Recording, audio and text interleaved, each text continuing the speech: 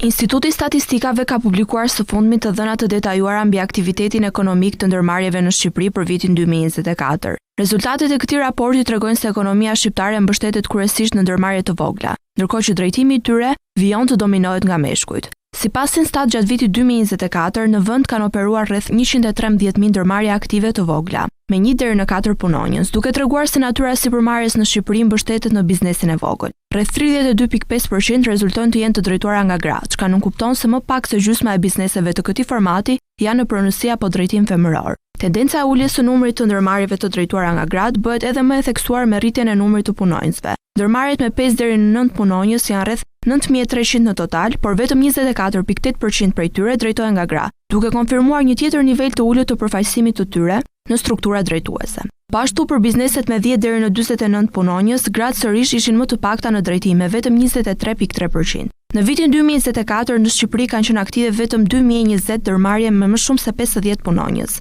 Nga këto vetëm 25.9% kanë pasur drejtuese femra, një shifër që tregon qartë një prani shumë të ulët të grave në krye të bizneseve të mëdha. Pjesëmarrja më e lartë e grave në drejtimin e ndërmarrjeve vëret në sektorin e shërbimeve të tjera, ku gratë përfaqësojnë rreth 40.9% të drejtuesve. Në vend të dytë renditet sektori i tregtisë, ku gratë zën 33.9% të pozicioneve drejtuese. Këto të dhëna tregojnë qartë dy prirje kryesore në peizazhin e biznesit shqiptar: dominimin e ndërmarrjeve të vogla dhe paparazinë e theksuar gjinore në drejtim, veçanërisht në nivele të larta të sipërmarrjes.